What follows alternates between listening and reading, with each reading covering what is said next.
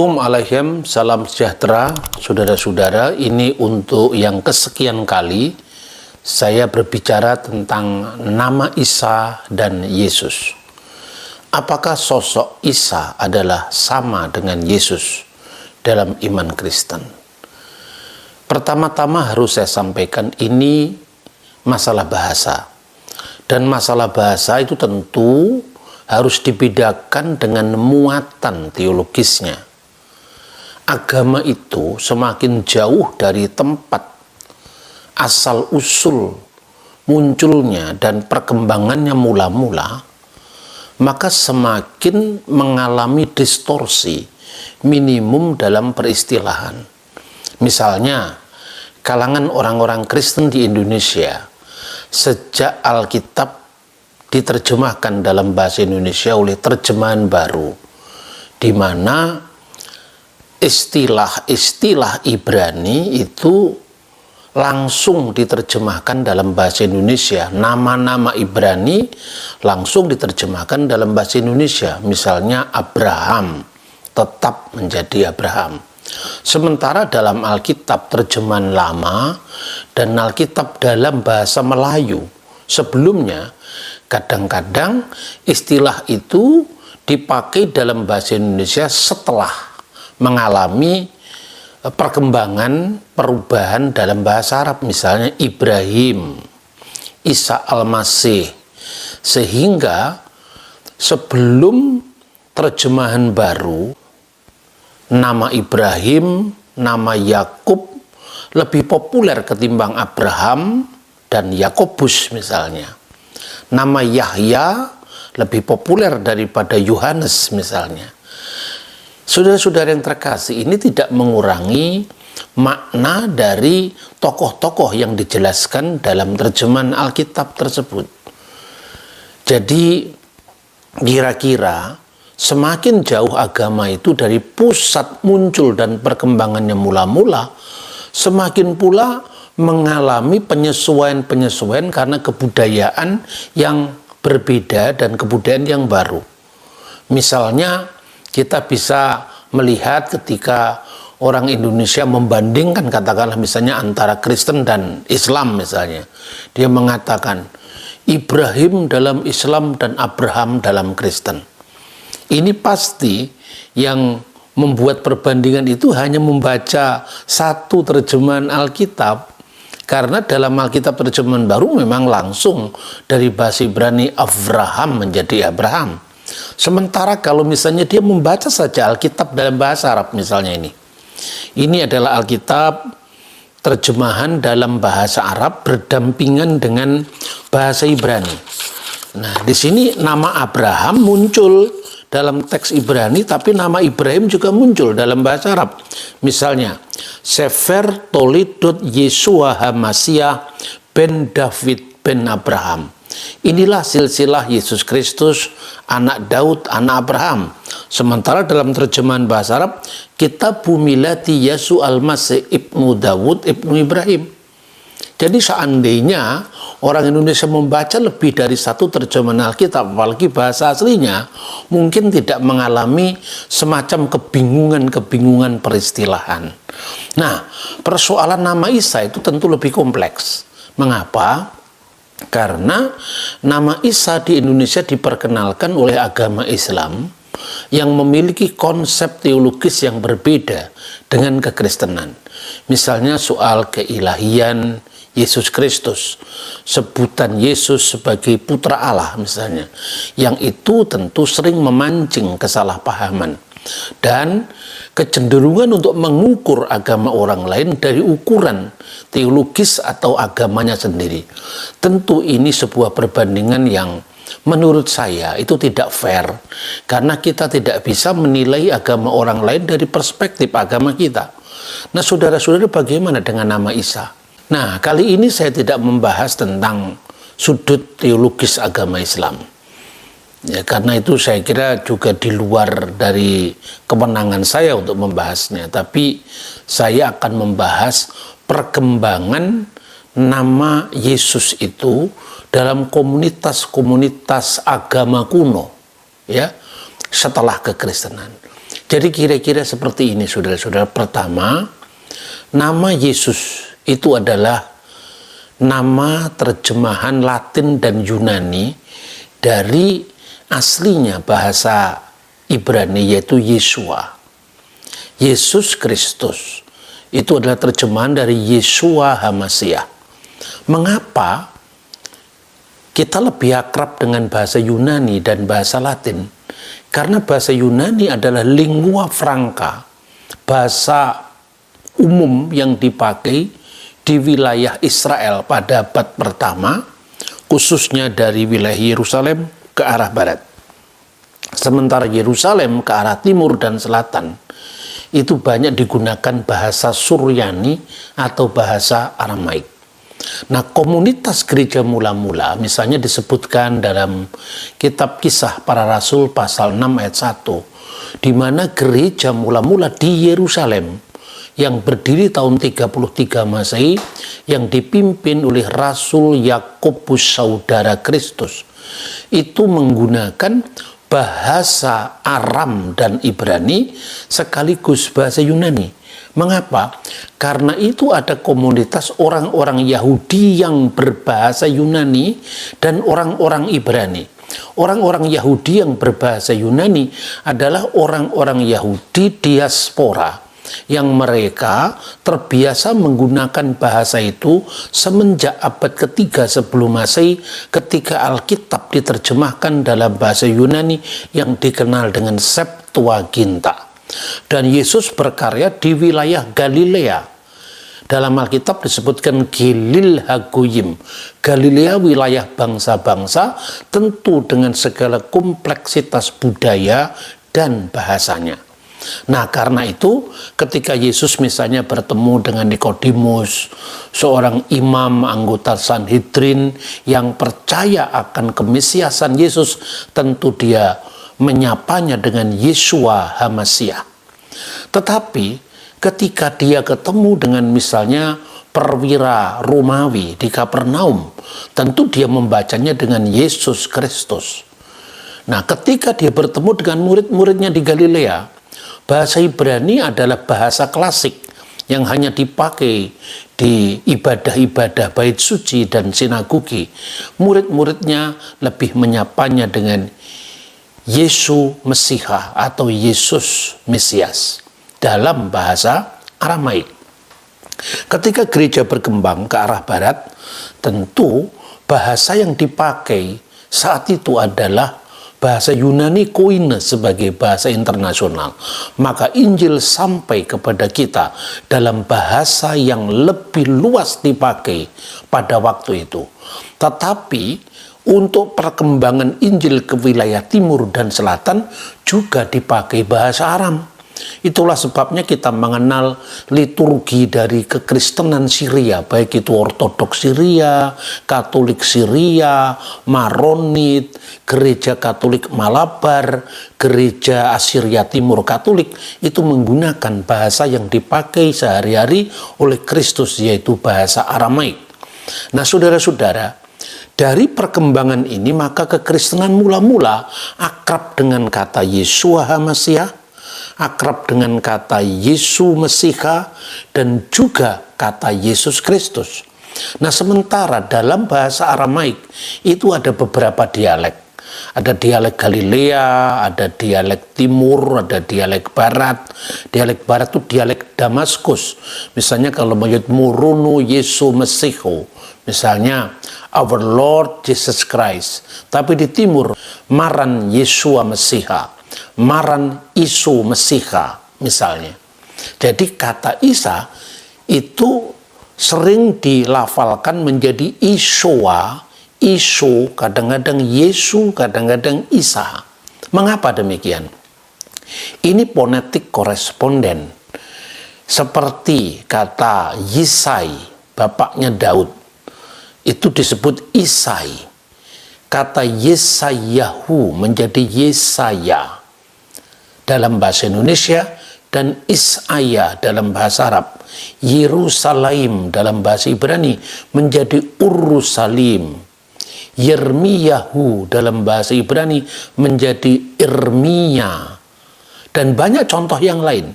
Begitu juga kata Yeshua, huruf Yud di sini sering berkorespondensi bunyi dengan huruf alif, kadang-kadang huruf ain. Misalnya Ishowa, itu misalnya tertulis dalam buku terjemahan karya Flavius Josephus ke dalam bahasa Arab yang dilakukan oleh Mikail As-Suryani. Fi hadal zaman ya isu rojulun hakim ismuhu Ishowa. Pada zaman itu hiduplah seorang bijaksana namanya Ishowa. Nah, kenapa kata Yeshua menjadi Ishowa? Seperti kata Yesayahu menjadi Isaya, Yisai menjadi Isai. Begitu juga Yeshua bertukar menjadi Ishowa, dan huruf Shin, Lamed, Vav, Mim, Shalom misalnya, kadang-kadang bertukar menjadi Sin, Lam, Alif, Mim, Salam. Shalom alaihim menjadi Salamu alaikum. Atau dalam bahasa Arab Slomo lehon misalnya. Ini keserumpunan bahasa. Karena itu di Syria Barat kadang-kadang digunakan kata-kata Isa Mesiha atau Yesu Mesiha. Di Syria Timur digunakan kata-kata Isa Mesiha. Nah, ini dialek-dialek yang hidup berkembang tidak hanya di komunitas Kristen. Misalnya terjemahan Alkitab dalam bahasa Suryani yang dikenal baik itu misalnya Old Syriac Bible maupun Pesito atau Pesita. Nah, Pesito kadang-kadang dibaca Pesita, maka Isu kadang-kadang dibaca Isa, Aluhu dibaca Allaha, artinya Allah. Mesihu Dagalu menjadi Mesiha Dagala, artinya Al-Masih Dajjal. Hanahu Mesiha Dagala, hadza huwa Al-Masihu Dajjal. Misalnya disebutkan di dalam 1 Yohanes pasal 2 ayat 22 dalam Alkitab Pesito misalnya, atau Pesita dan sebagainya dan sebagainya. Alhasil, maka sebagaimana kata Shalom, Shin, Lamed, Vav, Mim, O-nya di situ yang disebut matras leksionis digantikan huruf alif menjadi sin, jadi Shin menjadi Sin, Lam, Alif, Mim, Salam.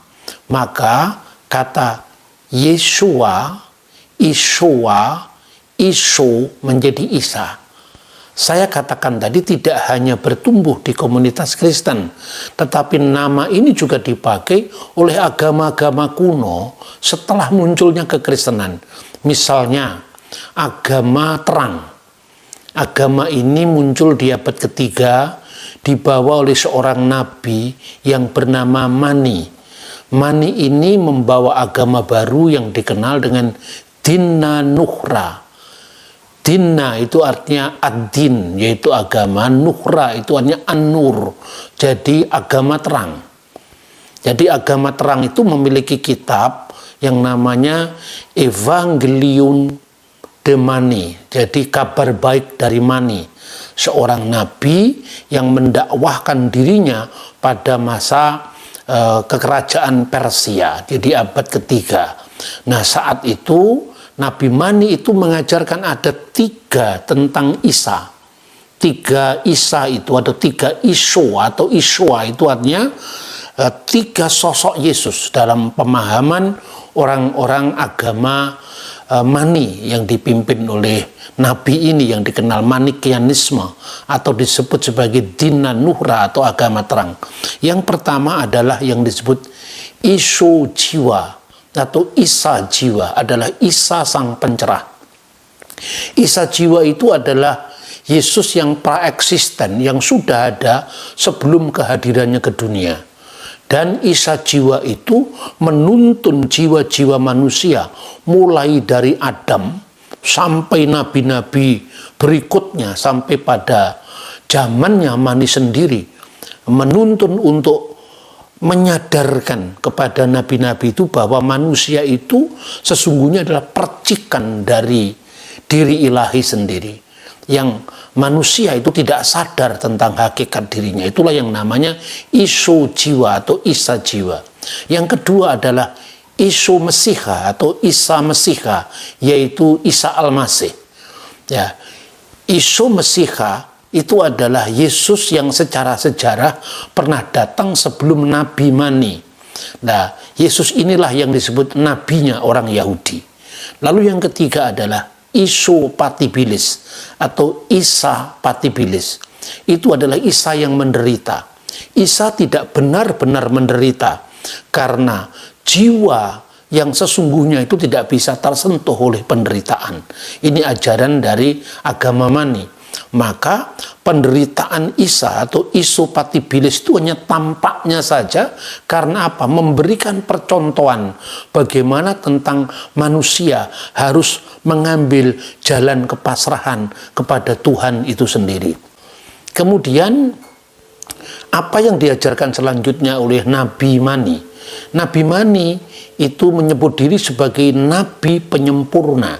Karena itu dia menggunakan istilah di dalam bahasa Aramaik, yaitu kut mata de nebye, penutup nabi-nabi, atau kut mata desliche, penutup utusan-utusan, atau penutup para rasul. Karena apa? Karena Nabi Mani ini mengklaim diri sebagai Parakletos yang dinubuatkan oleh Yesus sendiri yang akan datang setelah dirinya. Dalam iman Kristen, Parakletos itu adalah Roh Kudus. Tetapi oleh Nabi Mani dipahami kehadiran dirinya sebagai seorang nabi penutup atau kutmata de nebia. Inilah ajaran tentang Dina Nuhra atau agama terang yang diajarkan oleh Nabi Mani pada abad ketiga. Setelah itu ada lagi ajaran yang dikenal dengan Nasrani Mandayan. Nasrani Mandayan ini munculnya di abad keempat setelah Masehi. Nasrani Mandayan ini tentu berbeda dengan Nasrani di abad pertama. Istilah Nasrani di abad pertama itu adalah sebutan untuk para pengikut Yesus dari Nazaret yang berlatar belakang Yahudi, yaitu gereja Yerusalem, yang disebut gereja Nasrani mula-mula, atau gereja Nostrim perdana, atau gereja Nisarim perdana yang disebutkan dalam kitab Kisah Para Rasul pasal 24 ayat 5, di mana Rasul Paulus disebut sebagai salah satu atau salah seorang dari pemimpin sekte Nasrani. Dan sebutan Nasrani itu memang sebutan untuk gereja di Yerusalem yang bagi mereka berlaku hukum Musa, yang nantinya oleh para rabi dirumuskan sebagai Taryak Misfot Muse, yaitu 613 hukum Musa. Sementara Kisah Rasul pasal 11 ayat 26, di Antiokialah mula-mula pengikut Yesus di luar Yerusalem itu disebut Kristianos atau Kristiani. Jadi ada dua corak kekristenan mula-mula. Kekristenan Yahudi yang berpusat di Yerusalem yang lebih disebut dengan kaum Nasrani, yang berlaku bagi mereka hukum Musa sebagaimana yang ditetapkan oleh para rabi Yahudi sendiri, bahwa orang-orang Yahudi berlaku atas mereka hukum Musa, termasuk sunat, termasuk imamat pasal 11 ya, termasuk hukum edot atau hukum peringatan, termasuk mispatim, hukum yang bersifat universal. Jadi ha edot, VH hukim, VH mispatim, yaitu hukum peringatan. Misalnya, jangan makan daging di pangkal paha untuk memperingati peristiwa Nabi Yakub yang digelari Yisrael atau Israel. Ya, lalu jangan makan anak kambing bersama susu induknya agar orang Israel tidak menyerupai pemujaan Dewi Asyera sebagai Dewi kesuburan bangsa Kanaan. Lalu hukim itu adalah hukum khusus, misalnya imamat pasal 11, dilarang makan unta, dilarang makan kelinci, dilarang makan pelanduk, dilarang makan babi, dilarang makan cumi-cumi.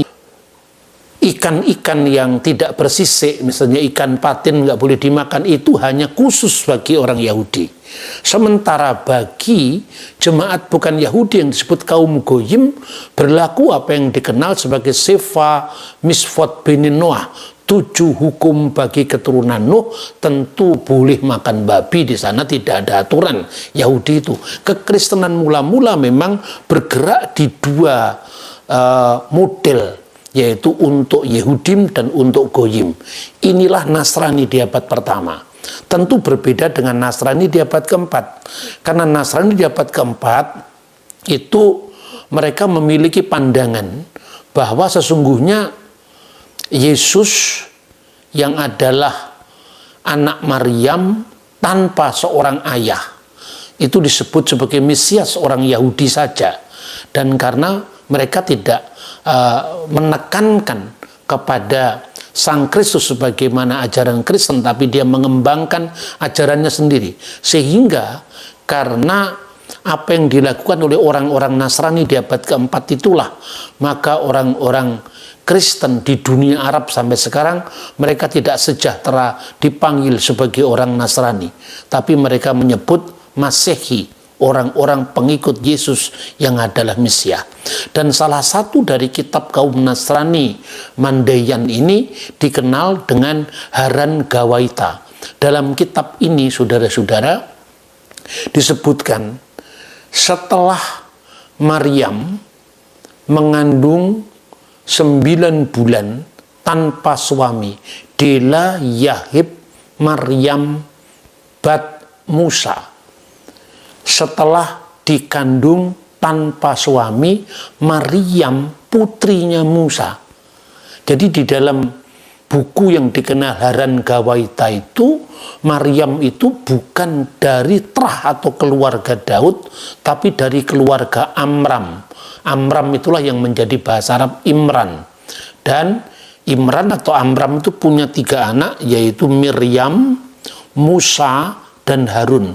Mungkin kitab Haran Gawaita itu mengaburkan antara sosok Miriam, saudari Musa dan Harun, dan Maryam dalam Perjanjian Baru.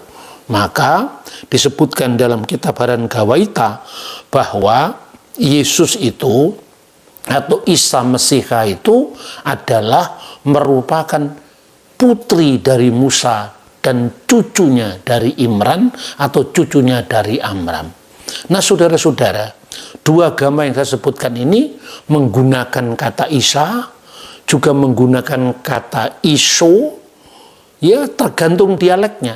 Tetapi apakah sosok Isa dalam konteks agama Mani atau sosok Isa Mesiha dalam konteks Haran Gawaita, kitabnya kaum Nasrani Mandaean, itu sama dengan sosok historis Yesus Kristus atau Yeshua HaMasiah dalam Perjanjian Baru?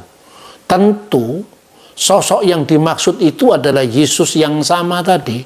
Tetapi karena dia mengembangkan teologi yang berbeda, teologi kaum Nasrani Mandaean yang menganggap bahwa Maryam itu adalah keluarga Amram, atau agama terang atau Dina Nuhra yang dipimpin oleh Nabi Mani sebagai penutup segala nabi, yang menganggap bahwa ada Isa jiwa, Isa Patibiris, dan Isa Mesiha, tentu berbeda dengan ajaran Kristen.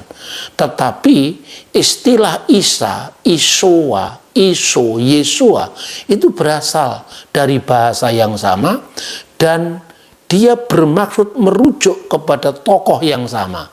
Soal agama Dina Nuhra atau agama terang ini atau agama Nasrani Mandaean ini tidak bertemu dengan sosok Yesus sejarah, Yesus historis sebagaimana yang dikenal sumber-sumber dari abad pertama, yaitu sumber-sumber primer yang hanya berjarak puluhan tahun setelah peristiwa.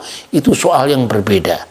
Nah, karena itu inilah gambaran tentang perkembangan penggunaan istilah Yesua, Yesus, Yesus Kristus, Isa Mesiha, Iswa Mesiha, ya, atau Isa Al-Masih. Itu hal-hal yang menurut saya adalah wilayah bahasa, bukan wilayah teologi. Itu yang pertama. Karena itu yang kedua saya ingin memberikan contoh yang sering saya sampaikan. Ketika orang bertanya, samakah tokoh Isa Al-Masih dengan Yesus Kristus? Lalu saya jawab, ini ada dua yang mengaku diri gereja. Satunya gereja Isa Al-Masih, salah satu anggota PGI, yang pandangannya sama dengan gerejamu dari Katolik, dari gereja Ortodok, dari gereja Protestan, Sinode GPIB, Sinode HKBP, Sinode GKJW. Sama pandangannya tentang Yesus. Ataukah Anda memilih gereja Yesus Kristus dari orang-orang suci zaman akhir menurut ajaran Nabi Joseph Smith sebagai nabi terakhir dari Amerika yang muncul baru abad 19. Anda pilih mana? Nah, teman-teman ini mengatakan, saya pilih Yesus Alkitab. Enggak, saya tidak tanya itu. Saya tanya, pilih gereja Isa Al-Masih yang menyebut Yesus sebagai Isa, tapi pandangannya tentang Yesus, kristologinya sama dengan kristologi kita, atau Anda pilih gereja Mormon yang pakai nama Yesus Kristus, tapi Yesusnya berbeda dengan Alkitab. Saya pilih gereja Isa Al-Masih. Ya, berarti itu bukan sekedar namanya, tapi yang dipenting adalah teologinya. Tentu teologinya bisa berbeda dengan kita, sebagaimana teologinya agama Mani, teologinya Nasrani Mandayan berbeda dengan kekristenan dari abad pertama, kekristenan mula-mula baik Nasrani di Yerusalem maupun Kristiani yang ada di Antioquia. Tetapi terlepas daripada itu, persoalan bahasa harus dikembalikan pada bahasa. Dan teologi adalah wilayah lain yang menjadi wilayah bagi yang mengimaninya. Kiranya gaduh persoalan Isa dan Yesus ini segera berakhir, agar keutuhan kita sebagai bangsa yang berwajah, yang beruna Bhinneka Tunggal Ika, berbeda-beda tetapi satu ini tetap kita junjung tinggi. Apalagi di masa-masa menjelang tahun politik seperti ini, jangan ada kegaduhan-kegaduhan yang terkait dengan masalah-masalah sensitif keagamaan. Karena itu saudara-saudara, kiranya apa yang bisa saya tanggapi, dan mungkin ini tanggapan untuk kesekian kalinya, itu bisa membantu secara khusus teman-teman Kristiani dapat memilih sikap yang bijaksana. Tuhan memberkati kita. Shalom Aleichem Beshem Hamasiah.